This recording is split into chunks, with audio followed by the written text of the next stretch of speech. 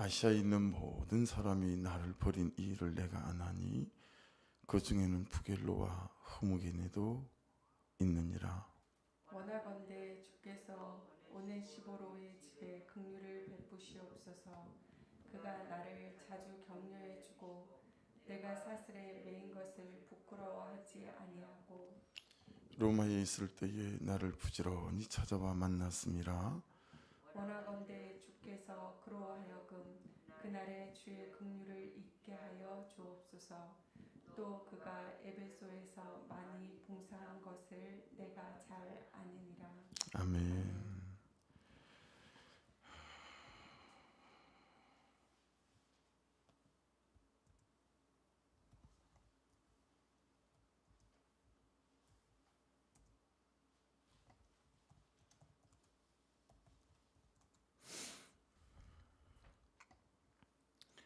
구절 말씀 보시면, 하나님 우리를 구원하사 거룩하신 소명으로 부르심은 우리의 행위대로 하심이 아니요 오직 자기의 뜻과 영원 전부터 그리스도 예수 안에서 우리에게 주신 은혜대로 하심이라, 그렇게 말씀합니다. 우리를 그동안 망하게 해온 생각과 삶이 있다면, 사람 앞에서나 세상 앞에서 내가 꽤 괜찮은 사람이고 성실한 사람이고 뭔가를 하고 할 수 있는 사람이고 빈틈이 없고 실수가 없고 깨끗하고 정직한 사람이다 라고 하는 것을 항상 사람들에게 이제 보이고 드러내려고 하는 삶이라고 할 수 있겠죠. 이게 우리를 얼마나 망하게 해왔는지 모르죠. 그러니까 정작 그런 삶을 제대로 잘 살아가지 못하고 힘이 들다 보니까 이제 우리가 뭐뭐 하는 척을 해야 합니다. 예. 때로는 남을 속이는 것은 물론이고 나를 속이기까지 하죠. 내가 나를 속여요. 그러니 참 위선스러운 게 많고 또 괜찮은 척을 해야 되고 안 아픈 척 해야 되고 안 외로운 척 해야 되고 사람들 앞에서 강한 척 해야 되고, 예, 그런 거죠. 그러니 항상 포장하고 사니까 극과 속이 너무 다르고, 예, 그러다 보니 사람마다 다 자기 방식이 있고 자기 생각이 있어요. 이게 이제 완고함이 되죠. 예, 이 완고함 하나를 바꾸는데 참 많은 세월이 필요한 것 같다, 또 이렇게 깨달아집니다. 그러니까 여러분, 가장 안 되는 게 뭐죠? 자기 죄를 보는 겁니다. 예, 가장 안 되는 게 자기 죄를 보는 거고, 가장 수치스러운 게 어떤 거죠? 자기 죄가 드러나는 거예요. 그럼 자존심이 확 상하잖아요. 자존심 상하면 막 혈기도 나고 분도 나고. 그래서 가장 수치스러운 게 자기 죄를 인정하는 것이고 자기 죄가 드러나는 건 거죠.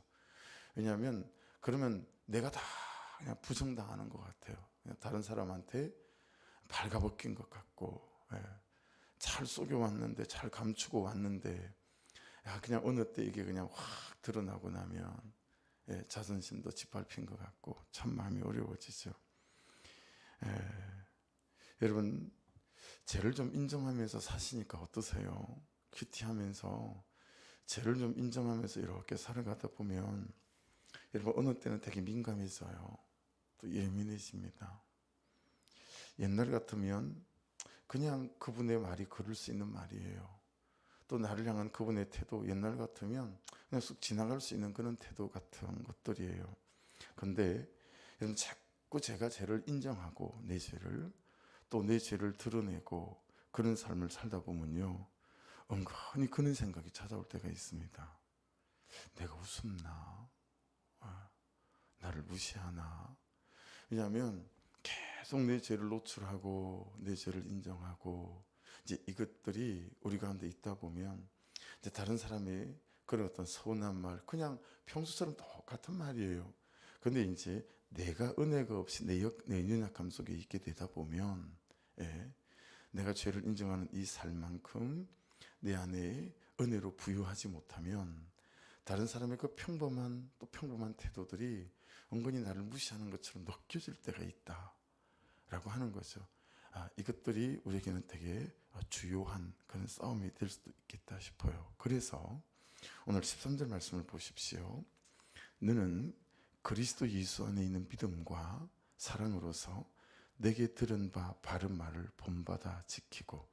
여러분, 그리스도 예수 안에 있는 두 가지가 우리에게 있어야 한대요. 하나는 뭐죠? 믿음입니다. 또 한 가지는 뭐죠? 사랑입니다. 여러분, 우리가 죄를 보고 죄를 인정하는 삶에서 물러서지 않는 은혜가 있기를 주의 이름으로 축복합니다. 믿음이 있고요, 예수 그리스도 그분 안에 있는 사랑이 우리 가운데 있으면 여러분, 말씀을 따라가는 삶 끝까지 갈 수 있을 줄 믿습니다. 중도에 포기하지 않고 그냥 우리가 그동안 많이 해왔던 것처럼 시작은 했지만 그냥 얼버무리고, 그죠? 유야무야 끝나는 것이 아니라 끝까지 어떻게 하든 이 말씀을 삶으로 가져가서 살아내는 일 가운데 가고 싶은 거죠. 여러분, 그래서 더 중요한 게 14절에 있어요. 14절 같이 읽어볼까요? 14절입니다. 우리 안에 거하시는 성령으로 말미암아 내게 부탁한 아름다운 것을 지키라. 여러분, 내게 부탁한 것을 우리 마가복음 1장 35절 거기다 좀 쓰시고요, 14절 끝에. 그리고 요한복음 8장 29절도 거기다 좀 쓰시고. 하나님 앞에 오늘처럼 머물렀어요, 예수님께서. 그리고 우리도 지금 머물러요. 자, 그분이 말씀하셨어요, 그렇죠? 그래서 내가 기뻐하는 거 말고 그분이 기뻐하시는 일을 내가 붙잡고 사니 어떻게 되죠? 요한복음 8장 또 우리가 붙잡고 있는 말씀처럼 그분께서 나와 동행하시고 함께 하시는 거죠. 그러니 지금 이 14절에 있는 말씀 이대로 우리 안에 거하시는 성령으로 말미암아 내게 부탁한 아름다운 것을 지키는데, 어떻게 지키죠? 성령의 충만함이 있어야. 여러분, 내 죄를 보는 것도 계속할 수 있고 내 죄를 드러내고 인정하는 것도 계속할 수 있고 하나님께서 내게 말씀하신 것들을 잘 지켜나갈 수 있게 되겠죠. 성령 아니면, 성령 충만 아니면 말씀에서 내 죄를 보고 내 죄를 인정하는 삶, 여러분, 단 하루도 한 걸음도 걸어갈 수도 살아갈 수도 없다라는 걸 인정하게 되죠. 그래서 여러분 18절 한번 보십시오. 마지막 말씀. 원하건대 주께서 그로 하여금 그날에 주의 긍휼을 입게 하여 주옵소서. 이건 여러분 오네시보로, 그죠? 16절에 나오는 그냥 감옥에 있을 때 계속 와서 힘방해주고 바울 사도를 부지런히 찾아와 만나주고, 이런 것도 오네시보를 말하는 것도 되겠지만, 그냥 이렇게 보면서 15절에 있는 아시아에 있는 모든 사람이 나를 버린 이 일을 내가 안 하니. 여러분, 우리가 가끔씩 거절감 그런 얘기 하잖아요. 근데 말씀을 보면서 바울 사도는 그냥 아시아에 있는 모든 사람이 자기를 버린 때도 있었구나. 근데 뭘로 이긴 거예요? 은혜로 이기고 성령 충만으로 이기고. 그렇죠? 그래서 이 18절에 그날에 주의 긍휼을 잊게 하옵소서. 이 그날은 하나님 부르시는 마지막 그날일 수도 있겠으나, 때때로 여러분과 제가 외로워질 때, 자기 연민에 빠질 때, 그냥 나만 이렇게 계속 죄보고 죄를 인정해야 되나? 저 남편은, 저 아내는, 저 자식들은 꿈쩍도 하지 않는데 나만 이런 삶 계속 살아야 되나? 여러분, 이럴 때 있죠. 이럴 때 자주 오거든요. 그럴 때마다 저에게, 여러분에게 주의 긍휼이, 불쌍히 여겨주심이 함께할 수 있기를 주의 이름으로 축복합니다. 여러분, 죄를 인정하고 보는 삶은 외롭습니다. 수치스럽습니다. 그래서 주의 긍휼이 참 많이 필요합니다. 나를 무시하는 것 같은 것들, 그럴 때 참 주의 불쌍히 여겨주심이 너무너무 필요합니다. 그래서 여러분 15절에 보면 자기의 거절감에 대해서도 그렇지만 이 버린 사람 중에 특별히 성경에다 이름을 딱 적시해놨어요. 부길로와 흐무게네. 그러니까 이 사람들의 복음의 부인, 예수의 부인 바울 사도를 버린 일, 이건 그냥 세상 사람들이 다 들어도 어떻게 그럴 수가 있나 싶을 만큼 참 그랬는 모양이죠. 그러니 이 은혜로 사람 성령 충만한 이 바울 사도가 이 두 분의 이름을 딱 적시해놨어요. 그렇죠. 이 두 사람에게도 바울 사도가 이 주의 긍휼을 잊게 하여 주옵소서에 포함되지 않을까, 그런 생각 또 깨닫게 되었어요. 그러니 열심히 바울 사도를 위해서 중보하고 같은 마음을 품어준 오네시모로에게도 그러하고, 자기 자신에 대해서도 그러하고, 그리고 이 부길로와 흐모게노에게도 그러하고, 참 여러분, 우리 모두에게는 주의 은혜가 필요한 사람이지요. 그래서 어제 우리 목장 나누면서도 그런 말씀을 잠깐 나눴지만, 제 오늘 큐티 제목도 계속 그곳이 있어야 한다입니다. 그곳이 있어야 한다. 여러분, 죄를 보고 가는 삶, 또 그렇게 살아가다 보니 자기 연민이 올 때도 있고 그만두고 싶을 때도 있고, 그러니 여러분, 그곳이 있어야 돼요. 그게 뭐냐면, 자, 말씀이 들려졌잖아요. 그죠? 근데 사실 말씀이 들린 것도 그 앞에 그곳이 있어야 되고요. 말씀이 들렸어요. 자, 말씀을 옆구리 다 꼈어요. 말씀을 가지고 삶으로 가요. 이제 이 말씀을 살아내야 돼요. 마가복음 1장 35절이 있었다면 요한복음 8장 29절이 또 있어야 되잖아요. 자, 그러면 현 삶으로 가져왔는데, 삶으로 가져오니 그 말씀을 살아낼 힘이 없는 거죠. 현실은 그 모양 그대로인데요. 그 사람은 여전히 그런데요. 그러니 여러분, 들린 말씀을 삶으로 살아내는 것도 그곳이 있어야 하고, 그리고 말씀이 들리는 것도 그곳이 있어야 돼요. 말씀이 안 들려요. 제가 그러고 여러분이 그럴 때 들은 말씀은 숱하게 많은데 그게 내 삶으로 옮겨간 건 그 숱한 것 중에 하나도 제대로 안 될 때가 많다. 그건 그것이 없어서 그래요. 여러분, 그것이 뭐죠? 하나님 그분의 은혜가 공급되는 장소예요. 그러니 그 출애굽 때에 만나, 우리가 언약궤 안에 들어있는 세 가지 중요한 것 중에 만나는 공급하시는 하나님이라고 그랬잖아요. 그 매일 새벽마다 여러분 공급하시는 하나님의 은혜를 이 가슴에다 담는 거, 이거 진짜 우리가 제대로 하는 일이라 싶어요. 이 새벽을 깨우는 건 여러분, 내 바이오리듬이 어떻네, 내 삶의 생체 리듬이 어떻네, 나는 원래 아침에 인간이 아니고 저녁에 인간이네, 여러분 그럴 게 아니고요. 정말 연습하고 훈련하고 애써서 아침부터 새벽부터 말씀을 읽고 하나님 음성을 듣고 그 은혜를 공급받아서 그렇게 삶 속에서 죄를 인정하고 죄를 고백하며 또 주신 은혜대로 누구를 섬기고 사랑하는 일, 이 영적인 질서와 순서가 잘 잡히는 그곳이 있어야 되겠다라고 하는 거죠. 아버지가 병상에 들어눕기 전까지 참 놀라웠어요. 우리 아버지는 말만 하면 갖고 오는 거예요. 아버지 꽃감 그러면 어디선가 꽃감을 가져오고요. 네. 항상 그럴 때마다 아버지가 이제 장독대를 가시는 거죠.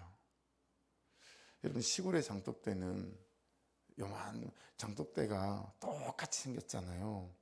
그래서 장독대를 자주 가는 사람 아니면 그 장독대에서 똑같은 모양이 있기 때문에 사이즈는 다르지만 금방 거기서 간장을 부어고 금방 거기서 된장을 부어고 그러기가 쉽지 않아요.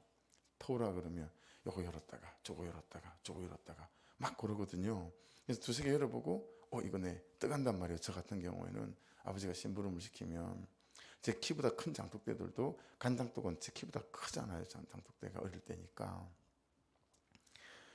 그래서 아버지가 어느 날 장독대석을 가져온다는 걸 제가 알게 됐어요. 그래가지고 이제 아버지가 없을 때 본 게 있으니 내가 이제 장독대를 뒤지지 않겠어요. 아무리 뒤져도 없어요. 나중에는 요만한 장독대에서부터 장독대를 다 뚜껑을 열었는데 없는 거예요. 근데 아버지가 돌아가시고 이제 그 집이 다 허물어지고 할 때 장독대를 치울 때 알았다는 거 아닙니까?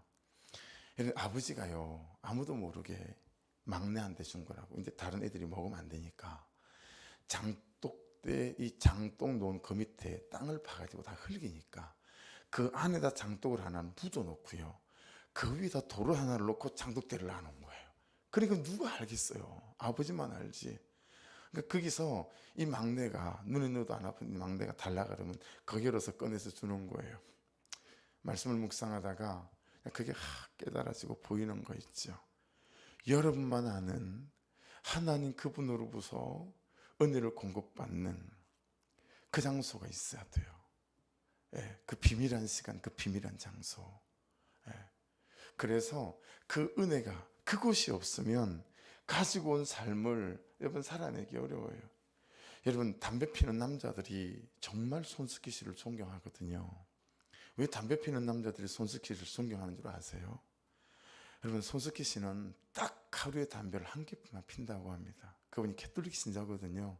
지금은 끊었다라고 얘기를 들었는데 그분이 수십 년을 아침에 딱 출근하면 그때는 사무실에 담배를 피울 수 있었으니까요. 아침에 출근하면 담배 한 개를 딱 피고 그리고 하루 업무를 보는데 여러분 담배 피는 사람은 절대로 그렇게 못한다는 거예요. 안 피면 끊었으면 끊었지 담배 한 개 피만 하루에 피는 건 사람이 할 수 있는 일이 아니라는 거예요. 그래서 여러분 담배 피는 남자들은요 하루 한 개 피만 딱 피는 손석희 씨를 존경한다는 얘기를 제가 많이 들었어요. 그만큼 어려운 일이라는 얘기죠. 근데 여러분 우리 그런 데에 혹할 거 없어요. 그냥 저는 인정합니다. 저는 은혜 없으면 안 되는 사람입니다. 저는 아버지 하나님의 은혜 없으면 저는 목사 아니라 남편으로 사는 거, 아빠로 사는 거 저는 엄두도 못 냅니다. 저는 그런 분량이 안 됩니다. 그래서 제가 저를 인정하는 복음을 깨달았을 때 가장 크게 인정했던 그래서 제가 설교 제목으로도 여러 번 썼어요. 함량미달. 제가 복음을 듣고 깨닫고 만나면서 난 정말 함량미달이구나. 예. 저는 함량미달이라고 생각했는데 전 덜된 인간이라고 생각해요. 성품으로 보나 뭘로 보나 전 참 덜된 인간이다. 저는 함량미달이다. 저에 대한 제 자기 인식이에요. 그러니 저는 18절에 나오는 주의 긍휼을 덧입지 않으면 그분의 은혜가 공급되지 않으면 아무짝에도 쓸모가 없는 인간이다라는 것들에 대해서 저는 정말 인정해요. 그러니 가장 많이 하는 기도가 저 좀 긍휼히 여겨 주십시오. 하나님 저 좀 불쌍히 여겨 주십시오. 하나님 저 좀 아버지 하나님 참으로 불쌍히 여기시고 긍휼히 여겨 주셔서 은혜로 채워주셔서 이 문제 속에서 이 사건 속에서 이 하루 속에서 주의 선하심을 아버지 참 경험하며 살아가게 도와주십시오. 그 기도를 안 할 수가 없는 것 같아요. 여러분 아버지가 은혜가 공급되어지는 영적인 만나를 공급받는 여러분만의 하나님을 독대하는 장독대가 있기를 말이 좀 되잖아요. 붙이니까 하나님을 독대하는 장독대가 있으시기를 주의 이름으로 축복합니다. 그래서 그곳이 있던가 아니면 하나님을 독대하는 장독대가 있던가 그러셔서 그분의 은혜. 그래서 여러분 두 가지 주일날 새해 첫 예배부터는 말씀 끝나고 바로 일어나지 않고 한 1분이라도 2분이라도 들은 말씀을 이렇게 마음에 좀 새기면서 은혜를 부어주십시오 라는 시간이 있으면 너무 좋겠다. 왜냐하면 정말 대부분의 성도들이 청년들이 그냥 축도가 끝나자마자 바로 일어나 버려요. 아니면 바로 움직여 버려요. 그 축도하면서 그 붙들고 기도하는 여러분 그 끝맛이 있잖아요. 그 은혜의 끝맛. 그죠? 하나님 오늘 이 말씀대로 이런 거 있잖아요. 그런 분위기가 좀 잘 만들어졌으면 좋겠다. 그게 제가 저기서 인사하지 않고 저기서 서서 안수기도 받을 사람들은 오십시오 라고 했던 거죠. 그걸 다시 기도해보고 있어요. 하나님 어떻게 하는 게 좋겠습니까? 여러분 새벽에도 그래요. 새벽에도 어떻게 하면 음악을 끄지 않고 자연스럽게 그냥 기도할 사람들은 더 할 수 있게끔 그런 분위기를 만들어줄 수 있을까? 여러분 꼭 40분에 안 가도 되지 않아요? 아니 이제 가는데 그냥 그날따라 너무 은혜가 되면 여러분 많이 멀지 않으니까 좀 걸어가도 되지 않아요? 그 은혜 그냥 40분 되면 딱 은혜를 잘라내지 마시고 또 붙잡고 하나님 앞에 매달리고 그런 일들이 자연스러웠으면 좋겠다 이런 거 있어요.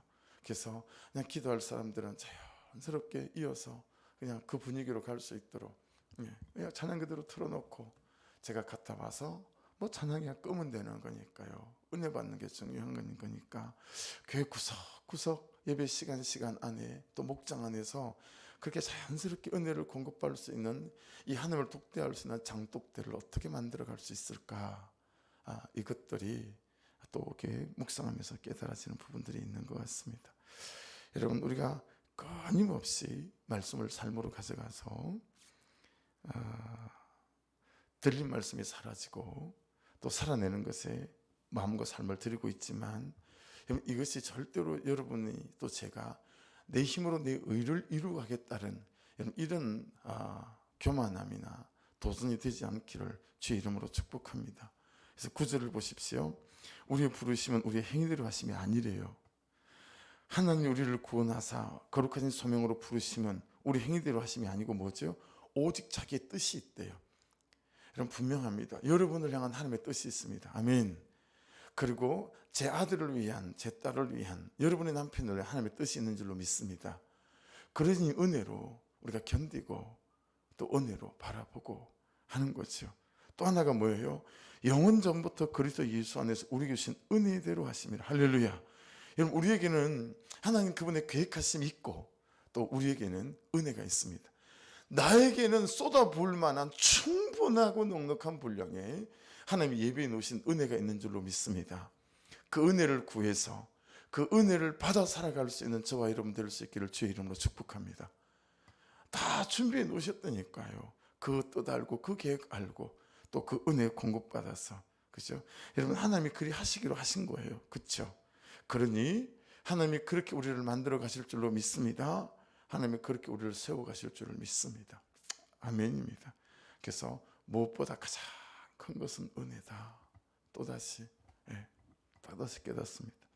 그래서 어제 가장 좋은 성시 중에 이름 중에 오시고 그리고 기말이라면, 오직 기도와 말씀이라면, 여러분, 은혜도 너무 좋은 것 같지 않아요? 오직 은혜. 저는 사실은 여러분, 오직 기도와 말씀으로 가면 뭐가 오죠? 오직 은혜. 은혜가 임하죠. 그래서 저는 정말 순간순간마다 기분이 살짝 울적해지려고 할 때, 힘이 들 때, 또 부대낄 때, 또 그냥 멀쩡한 것 같다가도 한마디 툭툭 내뱉는 것들이, 야, 어떻게 말을 저렇게 할 수 있을까? 그럴 때 얼른 하나님 은혜 주십시오. 이러지 않을 수가 없는 거죠. 제가 함량 미달이니까. 오직 은혜. 여러분, 은혜가 오시면 만가지 인생의 고난과 문제들이 정말 해결이 되고 꽃이 피고 열매가 맺는 것 같습니다. 여러분의 염려, 문제, 여러 것들마다 하나님 그분의 은혜를 초대하시고 공급받으셔서 하나님의 은혜로 말미암아 기쁨이 되어지는 그런 저와 여러분 될 수 있기를 주의 이름으로 축복합니다. 그래서 그 은혜가 어떻게 해요? 죄인됨을 고백하게 되고, 그리고 죄인됨을 고백하는 거기에 하나님의 은혜가 임하게 되고, 그래서 뭐가 되고 뭐가 가져도 뭐가 여러분 이루어져도 마치 내 기도로 된 것처럼, 마치 내 열심으로 된 것처럼 생생내지 않고, 맞습니다. 다 하나님이 하셨습니다. 하나님의 은혜가 하셨습니다. 이런 고백들이 되어지게 되니 하나님도 정말 그런 우리를 보시고 기뻐하심이 되어질 것이고, 우리도 모든 사람에게 은혜와 덕을 끼치는 우리의 말과 삶이 되어질 줄로 믿습니다. 그래서 여러분 보세요. 11절, 내가 이 복음을 위하여, 그 앞에 있는 게 다 복음이에요. 우리가 지금 나눈 게, 그죠? 이 복음을 위하여 선포자와 말해야 된대요. 말해야 된대요. 사도와 교사로 세우심을 입었노라. 절대 없어서 하는 말은 아니고 제가 있어도 하잖아요. 우리 어제 아침에 갈 때 꼭 국민연금을 들어야 될 그런 전도사를 만나지 않았습니까? 여러분, 야, 그래 맞아, 복음을 저렇게 전하는 것이겠구나, 이런 생각 드시지 않아요? 그렇죠? 여러분, 장소와 때를 가리지 않고 복음을 선포할 수 있을 만한 은혜된 삶이 저 여러분에게 있기를 주의 이름으로 축복합니다. 그래서 복음을 가장 달달하게 전할 수 있고, 기쁨으로 전할 수 있고, 야, 정말 이거 꼭 이거 들어야 된다고, 믿어야 된다고, 교회 다녀야 된다고, 그럴 수 있는 그런 선포자가 되시고 또 사도가 되시고 교사가 될 수 있기를 주의 이름으로 축복합니다. 사명을 앞두고 제가 일하다 말고 일을 하면서 교회 명단을 전부 다 들고요. 일하다가 참 목자를 누구를 세워야 되나, 교사를 누구를 세워야 되나. 그런데 참 전화할 사람이 전화하면 어떻게 반응할까 싶어서 무섭고 두려운 거예요. 교사로 세울 사람이 참 무섭고 두려운 거예요. 왜냐하면 청년들이 교사를 할 수가 없어요. 예배 시간이 겹치니까. 그러니까 어른들이 2시에 중고등부 교사를 해야 되는데 참 어려움이 있는 거예요. 그래서 그냥 전화한 사람이 몇 사람이 못 돼요. 그냥 2-3 사람. 그래서 저와 여러분이 선포자와 사도와 교사로 세우심을 입었다라고 하는 거, 이 은혜를 구하셔서도 그런 삶이 될 수 있기를 주의 이름으로 축복합니다. 그래서 이로 말미암아 그것들 선포자, 사도, 교사 이로 말미암아 내가 이 고난을 받되 부끄러워하지 아니함은 내가 믿는 자를 내가 알고, 할렐루야. 자기가 믿는 자를 자기가 안 되는 거예요. 예수 그리스도를. 또 내가 의탁한 것을 그날까지 긍하 능히 지키실 줄을 확신함이라. 할렐루야. 그죠? 예수도 바울 사도를 끝까지 능히 지키시는 말씀도 되고요. 내가 의탁한 것이니까 바울 사도가 디모데에게 의탁하고 부탁한 것들을 디모데가 능히 지킬 줄을 확신한다. 이 말씀도 되어져요. 이 말씀도 되어지죠. 왜냐하면 디모데도 주님을 사랑하는 백성이니까 그의 사람됨이나 뭐 이런 거 말고 그 은혜를 아는 사람이니까요. 여러분 오늘도 주의 성령께서 14절에 있는 대로 우리의 삶과 이 아름다운 것들을 영원히 지켜가게 할 수 있는 그런 은혜가 있기를 주의 이름으로 축복합니다. 그 하나님을 독대할 수 있는 장독대가 여러분에게 만들어지셔서 여러분 그냥 거기에서부터만 인생이 출발하기만 한다면 여러분의 가정과 삶 안에, 인생 안에, 또 목장 안에, 우리 교회 안에도 하나님의 그 선하신 열매가, 아름다운 꽃들이 활짝 피고 열매 맺는 그런 귀한 삶이 될 줄로 믿습니다. 그래야 큐티책에 있는 제목대로 본받아 지키는 역사들도 나타날 줄로 믿습니다. 기도하십시다.